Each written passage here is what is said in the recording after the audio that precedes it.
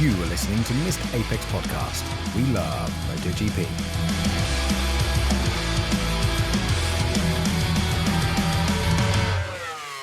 Hello and welcome to Missed Apex MotoGP Podcast. This is a show put together by MotoGP fans pretending to be experts. We aim to have a race review show ready for a midweek commute. We may just be punters, but we love to talk. Fearsome, bumpy, and windy. And that was just me whilst watching phenomenal Fernandez secure his maiden MotoGP victory down under. Phillip Island rarely fails to disappoint for drama, as we had some home hero heroics, long lap penalties, a smattering of animal abuse, and some ego despair. As always, I'm your host Kyle Power, and today I'm joined in the virtual shed by some fellow MotoGP enthusiasts. It's our lovable Dutch co-host, Jules Seegers. How's it going, Jules? What's up, Kyle? I'm not exactly a great donator of the Animal Liberation Front, but that seagull all sprint long in Bezecchi's bike, you gotta feel for that little lad. Yeah, man, he had a hell of a ride, bless him. Not that I was sure he was aware of it after the initial contact. Usually not very aware of what's going on is our tyre-obsessed trumpeter, Matt Trumpets. How's it going, Matt? It's going fine, actually. Jules has stolen my opening because I was going to go with, I bet you didn't know the most dangerous job in MotoGP was Seagull at Phillip Island.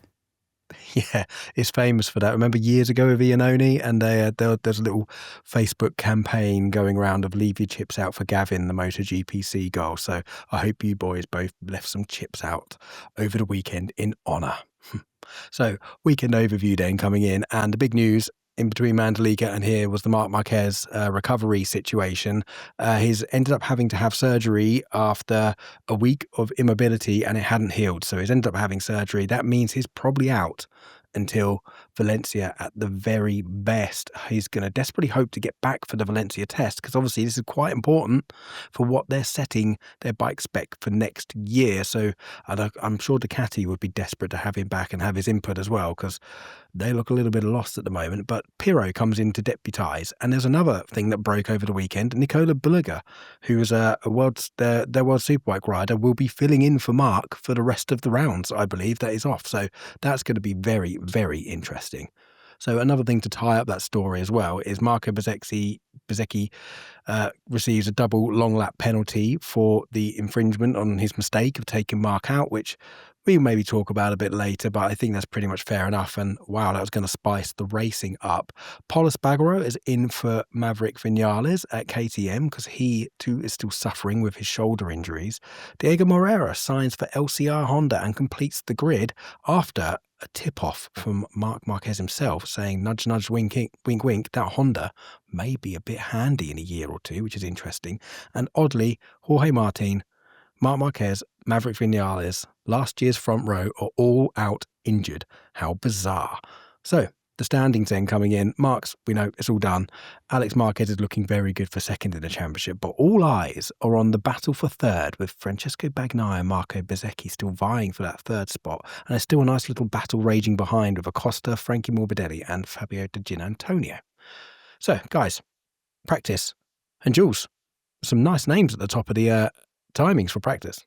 Yeah, the Friday was pretty interesting with a nice old-fashioned blow-up by Joan Mir.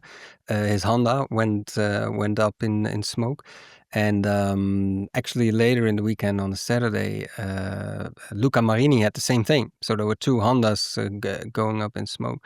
But most interesting for the Friday, I think, was Jack Miller securing P1 in the Friday first practice, which, most likely he bolted on a fresh set of tires to do this, but still, I mean, this is his home race. He's the only Australian rider in the pack, and he's I think many MotoGP fans one of their favorites.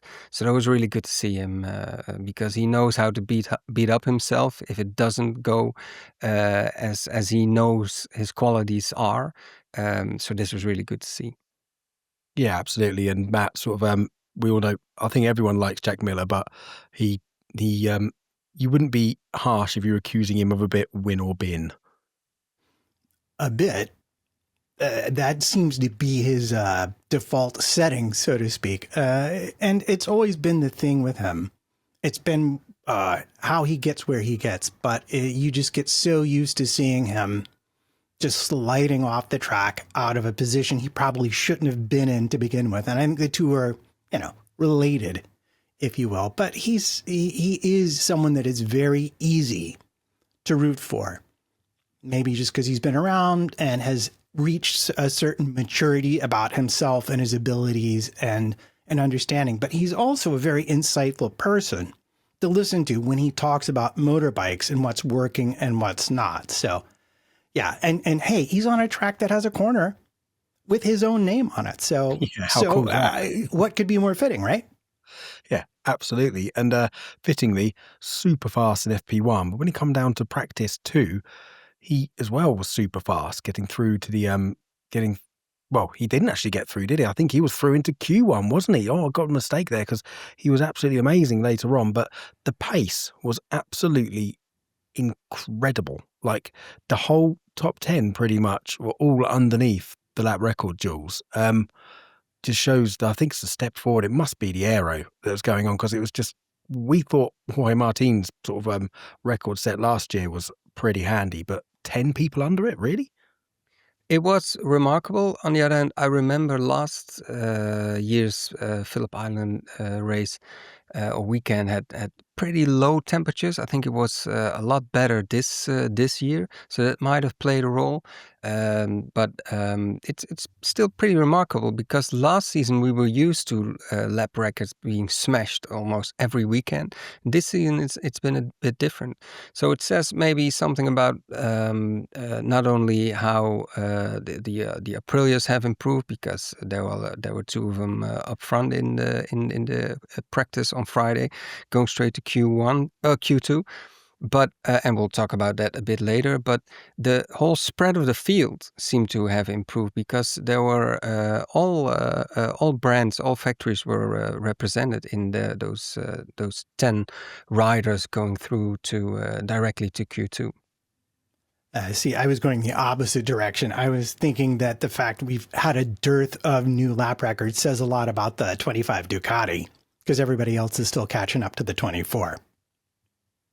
Yeah, indeed. There's still a bit of an open debate about that. And somebody who was struggling on that was Digi, who in qualifying could only sort of stick it 10th on the grid, and he was battling a bit of a fever. But so Q1 then, and yeah, I made a complete gaffe at the opening of this section. It was Older Gary managed to come through Q1 with Jack Miller. And then Jules, like Miller again, it must have been brain out, bite screen, stunning. It was, because he wasn't immediately up there with the fastest 2. Aldeguer was pretty clear in that session, but there were a lot of strong riders. You had Binder, you had Joan Mir, Zarco, who you can't rule out this year, but he put it up there in the closing minutes. Also remarkable from that session was Brad Binder. Getting in the way of Sean Zarco, where he got a penalty for, and it was actually a 3-place grid drop for the Sunday. But there was actually, I don't know if you guys, you could see Binder like trying to get out of the way, desperately trying to get out of the way, but it was like he was looking like, where do I go on this track? Where do I not get in the way of a rider coming up to me fast? And then he actually got off road to try and get out of the way, and still got that penalty. So it was a bit harsh. And I believe it was the same session where Bagnaia also got in the way of Bezzecchi and also received that grid drop penalty. Yeah, Bezzecchi, Matt, did not look happy at all, was exclaiming massively. And again, we haven't seen it for a while, actually. There was a spate of this early in the season. It seemed to be Morbidelli doing it a lot, but yeah, not good having riders dawdling on the racing line. No, and especially not into that particular area of the track, which is, I don't know, 350 plus kph into the braking zone. You don't want a distraction there, because it's just so fast. It was interesting.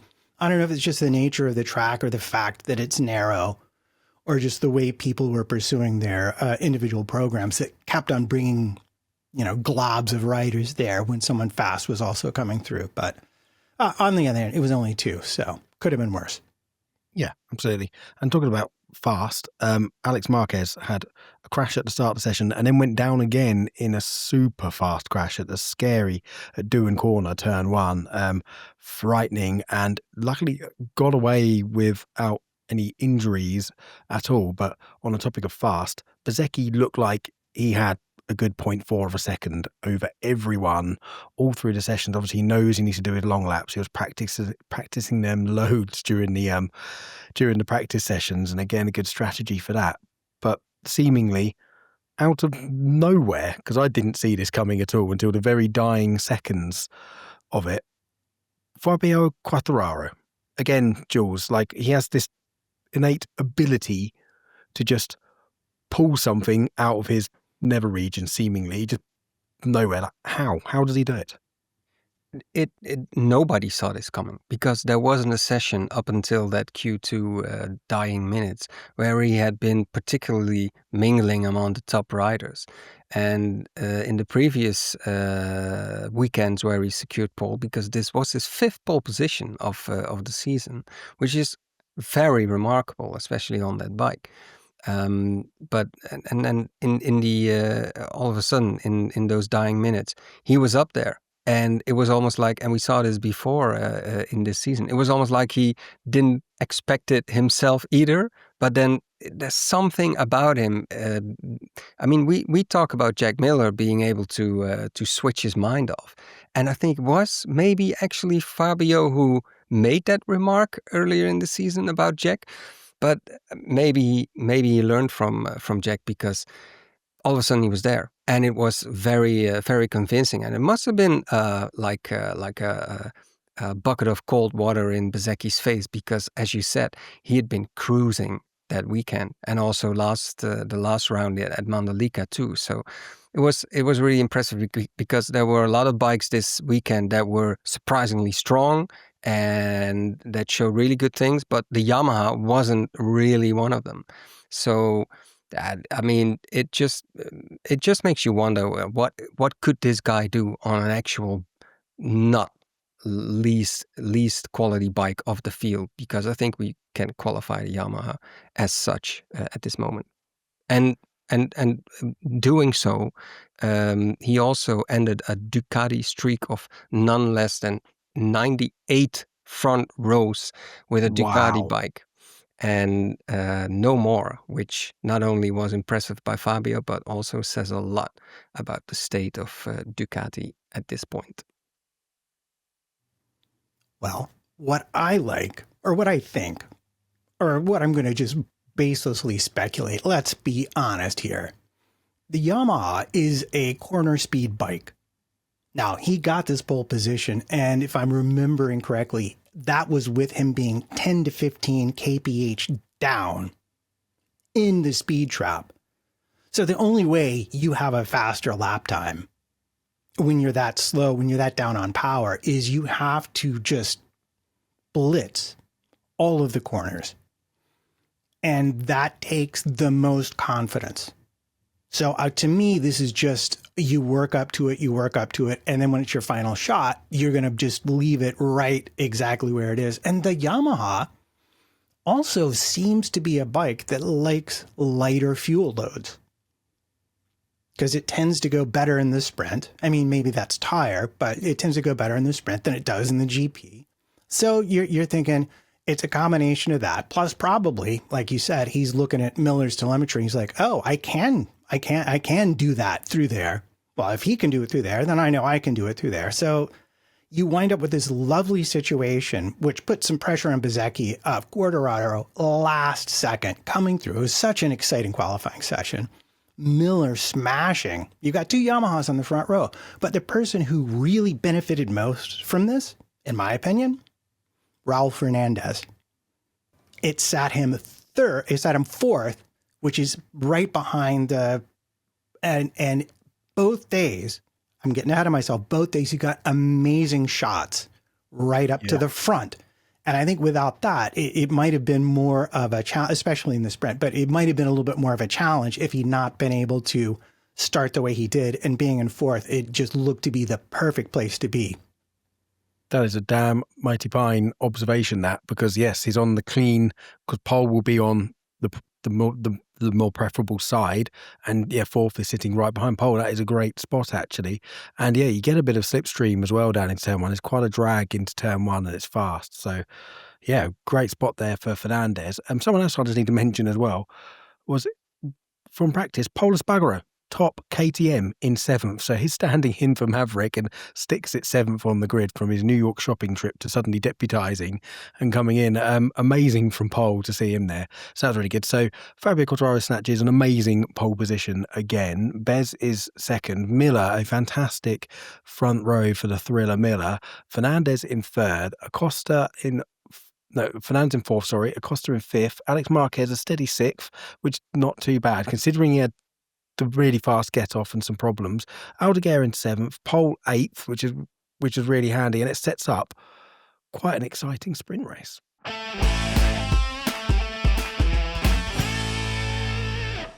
So on to the sprint review then, and R.I.P. Gavin. When they're going up on the warm-up lap, it happened. There was I'm sure the RSPCA or Peter were up in arms and enraged. This is not a new thing at Phillip Island, and it's actually quite dangerous down the straight. But I don't know whether there's guys. Do you think there's any sort of measures they can put in? Because before the warm up lap started, Jules, there's like the seagulls all come and sat down and just sort of collected. Maybe they need some sort of like starting gun fire thing before it goes off for the warm up lap. Yeah, it was like they were like set up there. We got the best seats in the house, And then whenever the warm-up lap started, they just took off.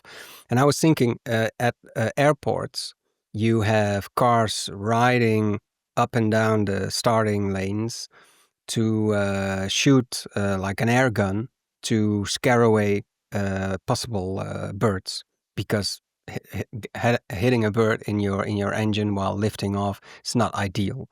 So maybe that could be like an option for these type of tracks. Yeah, why not? I mean, it's we were having a bit of a laugh about it, but it's still Well, it's harsh. A poor animal has at its untimely end and got stuck in his fairing, in Bez's fairing for the entire race, Matt. Yeah, and not just, I mean, we are laughing about it. And my joking response is, it's Australia. Just give the marshals some shotguns. I'm sure they'll figure it out. But realistically, yeah, if for the danger areas, you could set up, if they're sensitive to sound, you could set up speakers. If they're sensitive to other things, you could figure out a way where race control could just say, push a button, have something happen, and maybe get them to fly away before the race starts. Or if they're going to be there at the race start, which they weren't as a warm-up lap, but if they're going to be at the race start, then you definitely are going to want to, just have them go around again while you clear them out, because it was very dangerous. And Bezzecchi remarked, like, he didn't know what to do. He didn't want to brake because he was aware of everyone behind him. And it's hard to see. So, like, the guy right behind him might see the braking. Yeah, it would have been more dangerous. But the guy two more back, smash, and you've got a big accident on your hands. And it wound up, I think, very much affecting his start in the sprint race, ultimately, because he thought he'd broken something actually on the bike, and it was a huge distraction for him. And I'm certain not the way the aerodynamicist had planned for the for that to work. Yeah, absolutely. Because he didn't get the whole shot. He kind of dropped down. Like we expect the Yamahas to get swamped, basically, and that's exactly what kind of happened. They got swamped and went backwards. It was Alex Marquez making the crazy start and almost getting into the lead, and then Fernandez put a good move on him. So actually, it was Raul Fernandez gets a really good lead from Bezzecchi, and then Alex Marquez hanging out in third, and then Miller looking really quick and trying to battle Alex Marquez, and he actually gets him down in sort of MG and then just gets absolutely rinsed on the straights. You could just see that Yamaha, they were absolutely sitting duck. It must be soul destroying versus a Ducati. Like, you can just pass and there's just no hope for them, basically, down that front straight, no matter how fast they are in the corners. But there was a moment on lap 5 where Bez got it all squirrely coming over Lukey Heights and going into MG, where he almost went into the back of Fernandez. And then after that, Jules, Fernandez had like a 1.1 second lead. Did it start to cross your mind? Did you think, oh, actually, Fernandez might actually be able to nick the win? Honestly, I did not. I mean, Bezzecchi had looked so comfortable all weekend, and we've seen him in shape at Mandalika 2 weeks ago also. And I mean, the moment, I think it was indeed lap 5 or 6, where he kind of mistook Fernandez's breaking point, or Fernandez maybe braked a bit earlier, trying to be defensive, and he went wide.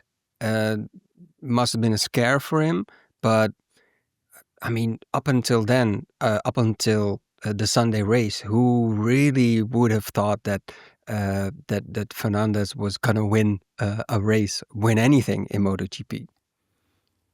Yeah, and your reference here is absolutely right. You're thinking about Mandalika, but also it's a factory bike versus a satellite bike. And Martin being the exception last season, you generally would expect the factory bike to win a straight fight.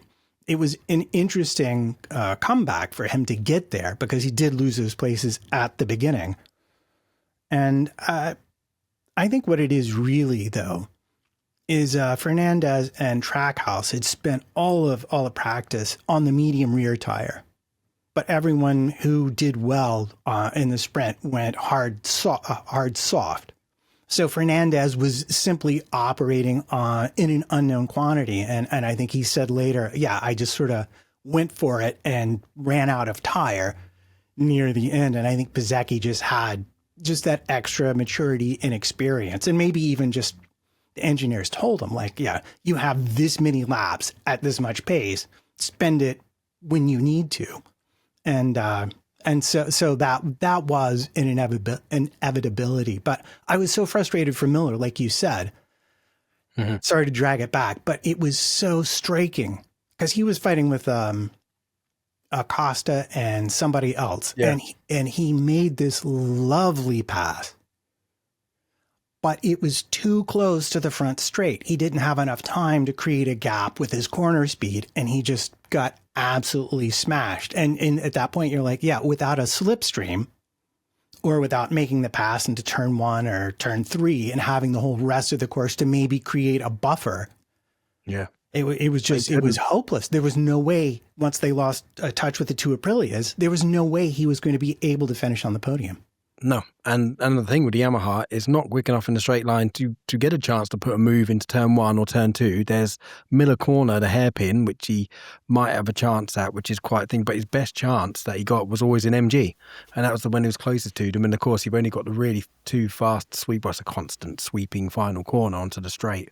Nowhere near enough time for him to get back, but that was a great fight. But I was really surprised by him by Bez actually, waiting all the way to lap 10, essentially, before he managed to get ahead of Fernandez. And we knew that was going to be sort of almost like a dress rehearsal of what we were expecting to get on Sunday, because we thought Bez would come back. But you're right, Matt. Yeah, it was a Fernandez burning out his soft rear tyre and then plummeting a little bit. But Bez comes over and manages to get the win. Fernandez still hangs on to second, which is really quite impressive still. And again, he's going to be chuffed. I remember where did he get on the sprint? It wasn't Aragon. Where did he get on the sprint? It may have been in was it Mandalika?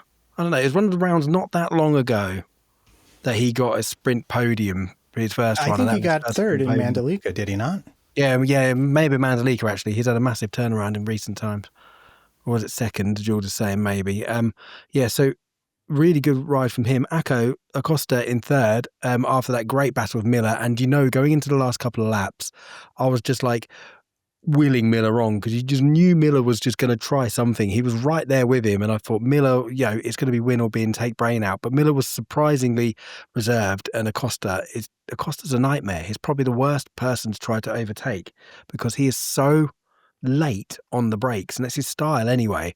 And the KTM stops really, really well. It goes really well in the straight line. It's just not very good at mid-corner speed, and it's just it's like an anti-Yamaha essentially. It's like the opposite of all of the Yamaha strength. So Miller did really, really well there to get that fourth. Digi coming up into fifth from 10th, which is really well. And Alex Marquez slipping back to sixth.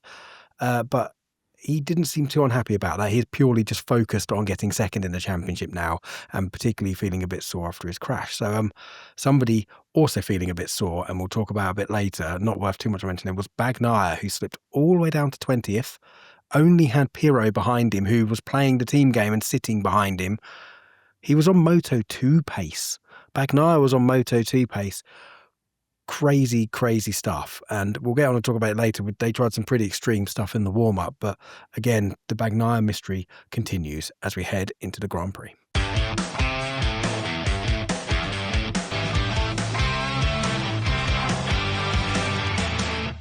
Okay, so on to the Grand Prix review then. And as usual, we like to break these up into some subjects and we'll talk about some people around there. So we have to talk about Phenomenal Fernandez. Can't believe it. The Sunday comes around, everyone, well, Bez said himself, all the journalists and punters and idiots like us, everyone thought that Bez was still going to get the win, Jules. But no, I was absolutely stunned with what I saw. Stunned. It was actually a repeat of his sprint start. He had a really strong start again, as Matt brilliantly pointed out earlier in the episode. about his starting spot. But he did really well. But what was hard for him, and we're forgetting this, is that he was actually trailing Acosta in the first two or three laps. Because Bezzecchi kind of, messed up his start again, and it was actually Acosta leading that race. And as you just pointed out, Kyle, passing Acosta isn't easy. But trying to pass him on a track like Phillip Island, that's a really, really, really strong or a tough call. So I don't think it was right from the start where he was behind Acosta, but it was, I think, around lap three, where Acosta overtook him. And I don't know about you guys, but I was like, is it going to be Acosta's time this round? But it wasn't, because Fernandez, and I think that was really important for his race, didn't wait too long to just pass Acosta on lap 4 in that turn 4. I always forget the real name. Is it Miller Corner? Is it the hairpin? Yeah, that's Miller Corner. Yeah, it's Miller Corner. It's after Stoner Corner. So yeah, just to clear up the confusion there. So I think Bez got out and managed to get ahead and did exactly what he needed to do to try to get away. I'm mistaken. Indeed, Bez had a good start. That's it. Yeah. But then it was basically it's all about P2, and that was doing Bez more of a favour as well. If he was battling Acosta and Fernandez and Acosta battling, it let Bez get quite a sizable lead. And when he did his first sort of long lap, he come out behind. Did he still keep the lead? Just the two of them. He was just the two of them. He did that, and then I thought I got the rules wrong, because I was like, I thought he had to take them both within 5 laps, but he didn't. I think he had to do the first one. It was actually lap 6 by the time Bez had taken his second long lap penalty to come round, and then he'd dropped down. And by the time Bez comes back, I think he was P6 or P7 when Bez come on, and he was 4.5 seconds behind Fernandez, and Fernandez just had a lovely lead, just opened up the lead by about 1.8 over Acosta, with Alex Marquez sitting in third with Digi, and then Bez battling his way up to 5th. But I was just super surprised by Fernandez, because that must be, I've only raced in amateur stuff and mainly 4 wheels and stuff like that, and I've been out when you're leading the race for the first time. It's easy to get your mind, Jules, to start playing tricks with you to keep it, but Fernandez was so solid, and his pace consistency was massively impressive. It was, because after Bezzecchi took his second long lap, he didn't really gain any significant time on Fernandez for the rest of the race, and I think that really says something. It also says something about how it's easier to ride up front in free air. But on the other hand, leading that race for so many laps, because Phillip Island has many laps, is impressive. And especially because Fernandez isn't known to be so calm mentally, and to have such, how do you say this? his head in the right place. So that I think that was also really unexpected by him. And yet, he also broke Marc Marquez's Moto2 record for wins in a season. Yeah, he was supposed to be the golden kid coming in, wasn't he? Not like he doesn't know how to do this, but when he stepped up to MotoGP, I think he struggled. I think it was really hard for him. Like, this is obviously not me personally witnessing it, but just looking at what people have said. I think he wound up coming onto a bike that was headed the wrong direction competitively, which is not going to help you, especially if you are someone who's prone to, talking yourself into bad places. And he also, I think, very much struggled with just finding a team that would help him with a consistent approach, the kind of consistent approach you really need to succeed at the level of MotoGP. So it was a combination of things, but the Trackhouse and Brivio seems to have been the correct thing. And before I let Jules was like, no, don't you dare steal my point. But no, I'm going to do it anyway. The other thing about Fernandez is coming into this, he knew he was only targeting, top 5. He was as surprised as everybody else to be like, oh, what happened? Where did everybody? Oh, I'm in front. I see. But his ability to manage his pace relative to the tires was eye-opening, especially across the last 4 or 5 laps, which is where everybody's tires really started to go. I wasn't actually going to point that out, but it's a good point, to be fair. I was going to say I was listening to Wilco Zeelenberg, who is a Dutch former team principal of the Trackhouse team. And he in that role, he worked with Fernandez. And he was talking about how after that impressive Moto2 season, he entered MotoGP, and that he wasn't really used to riding and like living this sport in the way MotoGP requires, which is not on just pure talent, but being strong in analysis, being able to explain to your engineers what your experiences are, saving your tires, etc. And so Zeelenberg was talking about how Fernandez really struggled with this, but also he lost every pre-season testing weeks in all of his 4 MotoGP seasons. So last week when Jorge Martin was out again, and Aprilia was saying like, yeah, but that's the only time in the season where you have no pressure in trying to learn your bike. And Fernandez lost all of those preseason tests every time because he keeps crashing out and breaking his bones. I think last time out in Sepang in March, he had a biggie, didn't he? Yeah, but like 2 hours into the whole test, and he was out again. So it must have taken him like ages to learn this bike because his teammate is a rookie, Ogura. The factory Aprilia team had Martin out, so it must have been hard for him to learn his bike. But together with his apparent raw talent and the development Aprilia has had this season, maybe it's how do you say, it's a perfect storm, all the things coming together.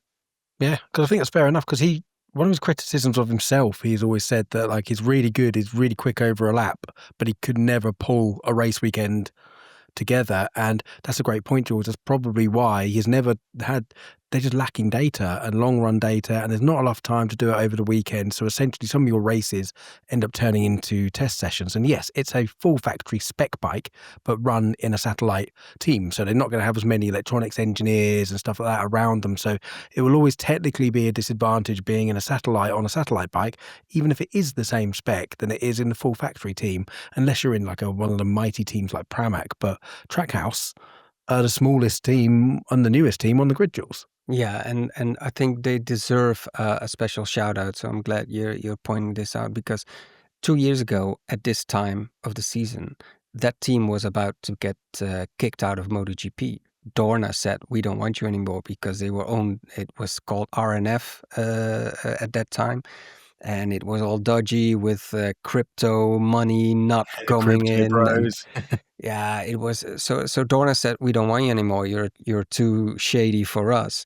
And that team was on the brink of not existing anymore, or losing their spot to whoever wanted to come in. And that was when Trackhouse dared to come in. But I'm sure Matt knows a bit more about Trackhouse as an entity. Yeah, I'm thinking the phrase "too dodgy for motorsports" is quite the thing to say when it comes to financing. You got to be unbelievably dodgy for them to say, "Okay, yeah, no, we actually don't want your money." Trackhouse has been a very successful NASCAR team, and I'm not sure why they decided to get into MotoGP, because I wasn't really paying attention to it when that happened. But they do have a larger NASCAR organization and culture that they can draw on. But to me, the heart of it really is Brivio here. He backed his rider. He saw the talent, and he's like, and that's what Fernandez said too. And this is why, like, I'm calling this the feel good weekend, because you had Miller doing well. You got Fernandez with his first win in his fourth season, obviously with talent and just a lot of bad luck and a real struggle to make the adjustment. But podium last week, suddenly what seemed impossible is like, oh, well, no, I can do this.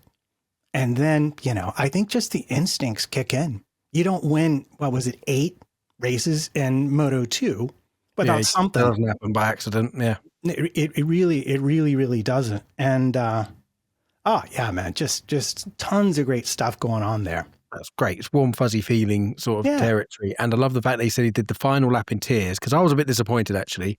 When he got out, I watched it with my bro. We'd had a couple of sherbets, and I was like, right, we're going to get some tears. We're going to get some tears now. And he didn't. There was no tears. I'm just like, what? No, come on, cry. He seemed way too calm. I think he was just in shock, to be honest. He was just a complete, when he goes up to do one of the interviews, he was like, I don't know what's going on. Like, where am I? Like, what's happening? He was in complete shock. But he said he did the final lap pretty much in tears, had a moment about 3-4 laps at the end where it looked like he was doing like the okay sign as he's coming across the thing. And he said he took a tear off, and he couldn't get his hand back onto the handlebars. So I don't know whether that was cramp, the wind resistance. It seemed like he was struggling to get his hand back on, and just all these, what a silly thing to happen. It would have been an almighty crash if he hadn't got his hand back on the handlebar, but amazing. But he did, his tyres dramatically fell off in those last couple of laps, and he was like desperately holding on. So with that in mind, I was surprised, we'll talk Bez a bit here. So I was surprised that Bez didn't make the progress that he did. Bez ended up getting on the podium, Matt, which was really good, and nabbing P3 in the championship at the same time. But I was really quite surprised that Bez just wasn't charging through. Well, yeah, because again, what is your reference? The sprint in Mandalika, where he just, and it was like a rider a lap. He just dispatched people with ruthless abandon. And so he builds his gap, he comes out, and he's only in third. And you're thinking, okay, this has worked. Like, this has really worked. This might actually happen. And when he did his second one and came out, was it, I think, 6th or 7th? Yeah. You're like, okay, here we go. But here's the downside. Like, and this was the strategy. I didn't know this because, like, they sent me an email and said, here's our strategy. The strategy was simply, we're not going to do a Grand Prix. We're going to do a 5-lap sprint. You're going to do your first long lap, and we're going to go a couple of laps, and then, or like however long they were allowed to. I assume they went as long as they could, and do the second one. Yeah, you would do, yeah. And from there, you're gonna run what you brung as far as what tire you have left. And he said on the heavy fuel, it took him a while, and you could see him I think this is interesting. I actually wondered at the time, I'm like, I wonder if he's like got some tire pressure issues, because you could see him going slower than the front pair were going, and just sitting about 3/4 of a second and a half back of the rider he was chasing at the time for a number of. I think he must have just been trying to cool the tires down, wait to feel some grip coming back before he began to push, knowing that everybody else would be running into losing their tires in a relative sense more than him later in the race. Yeah, it was a really wise choice, that. And yeah, Bez did say, like, he can't go full wang for 5 laps and not have repercussions later in the race. But clever tactics, that's exactly what he got to do, because pointless pitting on that 1 or 2, because he would have dropped to the back. So you have to try and string the pack out as much as possible. But yeah, I was really surprised coming back. And yes, and Fernandez said he did lose his tyres at the end. And that almost left the door open, because I think 1 or 2 more laps, and this would be a nice segue into our second subject, that I think Fabio Di Giannantonio could have won that race. So we'll go and talk about Fabio now, because he had a fever, he was sick, P10 on the grid, really good ride in the sprint to get up to 5th or 6th, but to get on to basically finish second in the end, and he was only across the line, he was only like 1.4 seconds behind Fernandez. 1 or 2 more laps, Jules, and I reckon Digi would have had him. He had a really cleverly built up race. He started 10th, and before they were 8 or 9 laps in, he had secured P5 and then P4, and he just did it really steadily. Also, making good use of Fabio Quartararo dropping and dropping and dropping. But he took it with patience, it seemed, and with the understanding of how Phillip Island, although not as much as we're used to, but still, it's a tire-eating track. It's been resurfaced, I think, 18 months ago, but still. Yeah, a couple of years ago, wasn't it? When when it was super abrasive. Yeah. And but he took it really, really, really steadily, and it. I just quickly looking in my notes, because, dear listeners, we don't know everything by heart. But I think it took him to like 4 or 5 laps to go to pass Alex Marquez, and it just seemed like he had the very best of them all, and especially with the lap times of Fernandez dropping quite rapidly. I think you might be right. I think you might, but that's what ifs. Indeed, but we love what ifs, Matt. We absolutely love them. Endless, baseless jumping off points for speculation. I'm going to disagree. I think he needed to have a better qualifying if he wanted to win that race. Traffic. And the thing is, Fernandez came back to him. But if you're Fernandez and you can feel your tires are on the ragged edge, and you've never won, and you're at Phillip Island, and you look up and you see 3.5 seconds, and you've got 3 laps left to go. I mean, how hard, like, where is your margin relative to your absolute lap time you're capable of? So was that the maximum he was capable of? I can't see that. I don't see anyone in that position ever doing anything other than, I don't want to go so slow, I lose my concentration. But I don't want to go so fast, I get over my skis and lose the bike here. You know what I mean? So it's an interesting argument. I think there was maybe a little more pace the last few laps for Fernandez if he needed it. Well, if he wasn't crying for it, maybe, yeah. And getting his hand back on the handlebar, he was managing all sorts of other stuff. But it for Digi, it would have been a gap he needed to cross. And I think he was the fastest. Yeah. In the final few laps, I think Digi looked like the strongest, apart from Bez. I think Bez had cooked his tyres, but yeah. So I don't know. Yeah. I think you're wrong, Matt. I think he definitely would have won with 1 more lap, without a doubt. Okay, that's not the first time you thought I was wrong. Always a default to you being wrong. He was really good, and he was proving, Matt, that he is proving that this GP25 is not a shed. It's not just a Marc Marquez is the only person who can get out of it, because Digi I mean, look, I reckon a couple more laps would have won it. P2 on the grid, and boy, were Ducati missing Mark this weekend. So it's kind of nice to see a GP25 getting up there. Yeah, well, if you're Ducati, you're very happy because that would have been quite the record to have lost, them being on the podium for how long in a row now? God, I don't know. Right, exactly. Huge number. Yeah, it's a massive number. So I think everyone at Ducati was breathing a sigh of relief. But it was interesting. I know he felt sick, but also it seemed like for whatever reason, two things happened. And most importantly, his team was able to put him onto a setup that worked. Clearly not the case for Bagnaia, who was driving his bike in a straight line and the bike was trying to eat itself. And also, I do believe, like riders have bogey tracks. This is like the opposite of a bogey track for him.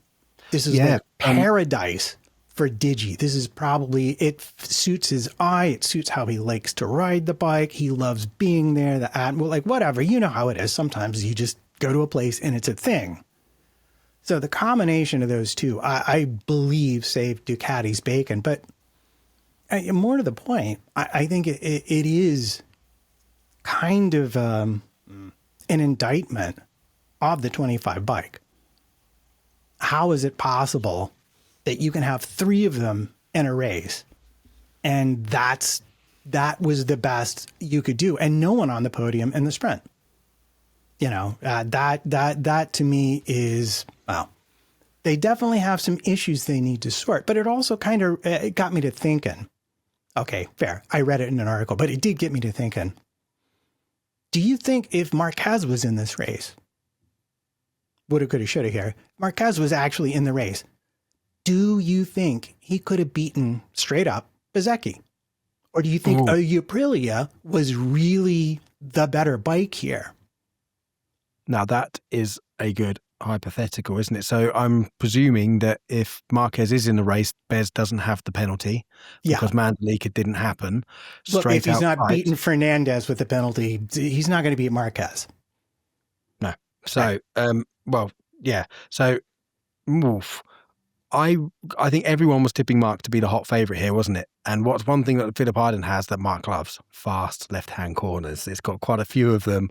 And we saw last year Mark on the GP23 somehow beating the GP24s when it really had no right doing so. I'm going to stick my neck out, unsurprisingly, for a bit of a closet Marquez fanboy and say I think Mark would have won this race if he was in the weekend, but I think it would have been a more dramatic race. I think it would have been a final lap or two showdown between him and Bez. What say you, Jules? I'd like to differ, of course. We should not forget that the Ducatis didn't qualify that well at this track. Morbidelli was nowhere. Alex was kind of there. Digi 10th. We don't need to speak about the factory bikes really. And last time out, Marquez at Mandalika also had a not too great of a qualifying. I think he was P7 around that. So I think he would not have qualified on the front row, maybe second row. So I think it would at least have been like a great fight. But I felt the form of Aprilia and Bezzecchi this year would have been a bit too much for a Marc Marquez that has secured the title. And fair enough. Good. Yeah. And good point. The 25 not going that well. No. Matt, would he have done it? I'm going to go with Jules in the sense that it would have been down to where he qualified. I think if he's coming from fifth or further back, I'm not sure. I like the Aprilia. I like it at this track. And we've seen Bez, even before the Aprilia was this good, really going toe-to-toe with Mark. And them just flat out trading blows. I think the Aprilia bike advantage negates the Marquez unbelievable talent advantage. Oh, so we're saying that the Aprilia definitely is the best bike now? At pretty this much. I think at this lots of people circuit, are saying it at must be at this Vandaleka, circuit. could it Oh, change? Yes. we did say this early in the season, didn't we? We were saying we were expecting the Aprilias, but again, I was expecting them to be super quick at Mugello, and they weren't, oddly. But that was having a weird mid-season wobble. We don't know what was going on, but I think it was the brakes. I think it was fundamentally stability under braking. They solved that, and when they solved that, that's when you started to see Bezzecchi have the results. Yeah. So okay, that's certainly interesting. I disagree with both of you. I just and I think Mark would have just won it because he's just the deity. And it is a joke, and I think it would have been very, very, very, very close. Somebody that wasn't very close was Pecco, and you're saying we saw all sorts of horrible bike shapes in warm up, and apparently they just turned the bike upside down, put a crazy setup on his bike to try to give him more stability, and it looked unrideable. But one tiny glimmer of hope that he said, the tiniest glimmer of hope. He was fighting. He dropped down to I think about 18th at one point in the race and fought back. He actually moved forward into P14 again and then threw it down the road and binned it. And that's the first time I think I've accused Bagnaia a few times on this pod of like saying like he's not crashing. You know, if that was a Mark, if that was a Quattararo, that was an Acosta, he's trying to drag the bike and they're having loads of crashes. He's had a couple of unusual little slip-offs. This one he was just full wang. He was just pushing way too hard and crashed. So that's a tiny bit of hope. But to him to be at his limit, to get to 14th, and again, totally lost. I mean, it's a complete enigma. And yeah, I think Matt was talking before the show that maybe we'll find out in decades to come when he writes a book or something what on earth is actually going on with that GP25, and it's making next season and pre-season and that Valencia test all the more important and fascinating as to what we're actually going to see, because he's lost P3 in the championship now. Bez is there, and to be honest, you can't see him getting it back. P2's clearly and obviously gone because Alex Marquez, very steady, got second, almost wrapped up now, and he'll probably wrap second up in Malaysia in a couple of weeks, or it's even next week, I think. So, and there's a great recovery from him from the scary quali crash. So it is complete and utter doom and gloom and abysmal for Bagnaia. But what isn't doom and gloom and what isn't abysmal is this little show and you listening, and we love the fact that you come and join us for this. So if you'd like to give us some feedback or you have some idea of stuff you'd like us to do for some off-season content, because the off-season is fast approaching, we have some ideas and some shows in there, but if you'd like anything in particular from us, then why not send us an email? You can send us an email to mrapexmoto@gmail.com. That's mrapexmoto, all one word, @gmail.com. And also, if you're watching us on YouTube, why don't you click that subscribe button or give us a like? It really helps the algorithms. Or if you're an audio-only listener and you don't like the look of our faces, then why not give us a favourable rating and a like on your favourite podcast platform of choice?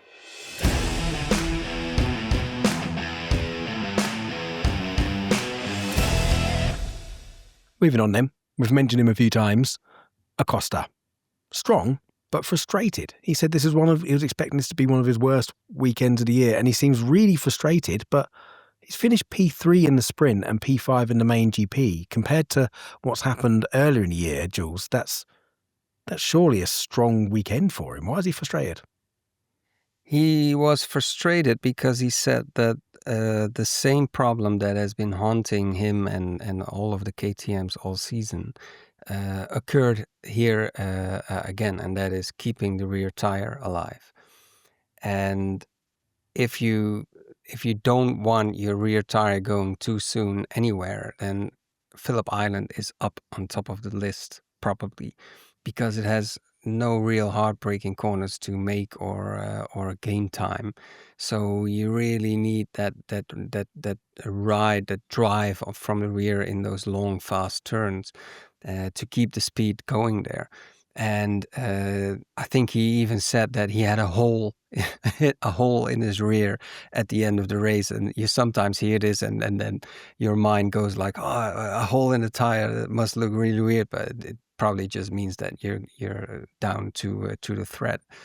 But still, that's their problem. And it's knowing that makes it all the more remarkable how Acosta put up a fight in especially the Sunday race, trying to defend his position, going like a rocket on the straights, and in my opinion, like pretty much did a really good job damaging the tire, or not damaging the tire, saving what was left for him. But no, I'll save this for Rider of the Weekend. So go ahead, Matt. Well, I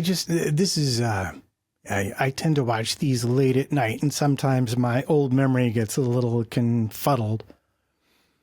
But am I wrong in thinking that Aprilia wound up picking up KTM's engine designer? Someone did. Honda did. Yeah, Honda did. Okay, Yeah. thank you. I was like, I knew I heard something like that somewhere. But you would think, like at this track, you spend a lot of time on traction at lane. So how you treat the edge of the tire is going to be the limiting factor. And they have struggled. They do better when they can stand the bike up straight and use the full contact patch. But a lot of times that is not just a suspension issue. A lot of times it's actually a power unit issue in terms of how it delivers the power to the rear wheel. And it seems like to me, if they haven't fixed it mechanically with suspension, then that is maybe something that they are exploring or will be exploring, because otherwise the bike looks really good. Everything else about it is pretty fantastic. And as far as his frustration goes, I mean, yeah, he's going to tell you, oh, it's because, I have this problem. But yeah, who did he watch win last week? Aldeguer. First win, rookie. Yep. Who did he watch win this week? Fernandez. First win after 4 seasons. Yep. Has he won anything yet? Nope. Do you think he thinks he should have won something by now? Yep. Honestly, I do too. I mean, he's extraordinarily talented on the bike, but it's got to sting a little bit that somehow he managed to pick, of all the choices, the one choice that just leaves him that short. Yeah, because, I mean, we've had 7 different winners now this season. 3 guys won their first Grand Prix this season. I mean, if we set this on beforehand, then we would have all have said, yeah, surely one of them is going to be Acosta, no doubt, And then it's not, and it's almost end of season. I agree with Matt that this guy must have some extra frustrations next to the rear tire having a hole in it. Yeah, absolutely. And I think that may translate through to another problem that the KTM may have, and that might be his right wrist. So he's trying to override the bike so much, because somebody who we know is a bit of a tyre whisperer is Enea Bastianini, who was nowhere all weekend, qualified like way down the grid, and he stormed through and took 9th and was really quick at the end of the race as usual. So he's really good at managing tyres, albeit he wasn't pushing as hard as Acosta was. So surely it's a matter of time. We haven't seen a KTM, winning for a while. It would be nice to have him up there again. So let's talk about some other nice things, only in short little bits, like for the honourable mentions. But Jack Miller again and Fabio Quartararo in quali getting the Yamahas up there, but they then just plummeted during the race. So it was really impressive for Miller to stay in it for the sprint fight. But in the main race on Sunday, he goes down. I don't think anybody was too surprised to see that, Matt, because as I said, he's very win and bin, and Quartararo just fell like a stone. Yeah, in fact, what I thought about, like I mentioned, the lower fuel, the Yamaha maybe just being a little better behaved in the turns as far as the overall grip level goes. But the other thing to consider too is that in the sprint races, the Moto 3 and Moto 2 races are also shorter, but they have much longer races, and they essentially, instead of rubbering in the track for MotoGP because they're different tires, they're actually kind of cleaning it because it's not the same compounds.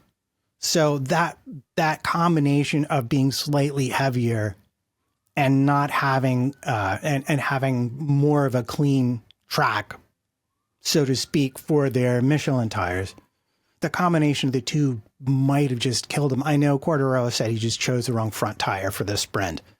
And Miller was like, yeah, he said basically the bike's not turning. And I get to, was it turn 4? And he's like, every time I get there, there's vibration. And he's like, the third or fourth lap, it just went, no, that's it. I'm done. So he felt bad, but it didn't seem like he tried to make any adjustment for that fact either. He's like, I'm either going to make it turn or I'm out of the race. And well, yeah, it was option 2 this time. Yeah, I mean, I think they massively surpassed and exceeded their expectations in quali. So it was quite impressive to see that. So and Paul Espargaro exceeded his expectations as well because, yeah, amazing sort of like practice. But he was 9th in the sprint, got a point, and he was 10th, top 10 in the Grand Prix. And he said himself that he's not used to racing in the Grand Prix anymore. As a test rider, you kind of get a bit rusty. So I think he's still showing that he's got lots and lots of talent there. But somebody we didn't really see much show of was the Hondas over the weekend. They looked like they were struggling a bit. But actually, if you look at the results, again, top Honda, Luca Marini, coming on really strong. And yeah, Jules, he should have some bad injuries more often because ever since that horrible Suzuka 8-hour crash, Marini has been a revelation. Yeah, and the weird thing is that in the first third of the season, Johan Zarco was the Honda guy and being in the sister team, but he was their fastest guy. But ever since, Honda really pushed their development, and it does seem to help Luca Marini the most because he's really steady. We see flashes of Joan Mir, being up front again, but Marini seems really steady in his performances, and they brought a new aero package, a new front fairing again this weekend. They obviously optimized their concessions, their possibilities because they have the most flexible, the most allowing concessions ruling being the dead last season, and they really make it count. And they weren't anything eye-catching indeed this weekend. But Marini still at a steady sixth position on the Sunday, and I think it's going to be really good to see what they can do if they have a good winter again, and they are clearly on the right path now, as opposed to the last couple of seasons. So it's going to be a one to watch, definitely for 26. Yeah, I think everyone's sort of aware of their deficits. It again is one of these where once they get the qualifying sorted, once they get the last of that power sorted, then maybe they're playing in a different ballpark. But right now they can be solid in the races when everyone doesn't fall off of them. And they've made big steps. Or perhaps it was just their sacrifice of the 2 bikes in practice brought them some good luck in the Grand Prix. Yeah, absolutely. So we'll move on to the standings then and wrap up there. And the big sort of move, so to speak, is Marco Bezzecchi now snatching P3 away from Bagnaia and has now got an 8-point lead over Bagnaia now. And there's a nice little battle brewing for P5 with Acosta sitting there, but he's got the Gin Antonio and Frankie Morbidelli as well. So them teammates, the VR46 guys, keep sort of flip-flopping. That's a nice little battle raging there, but all eyes are on P3 in the championship. So, as ever, we like to finish up by giving some awards. I think Jules has almost given his away, and before Matt steals it, I'm going to allow Jules to go first. So who was your rider of the weekend? All right, so I was indeed talking about it when we had the Acosta bit, and the thing that made me want to make him rider of the weekend for not being an obvious choice was the images of him in the Friday and Saturday where we would just go through, I think it's turn 8. Is that called? Well, it doesn't matter what it's called.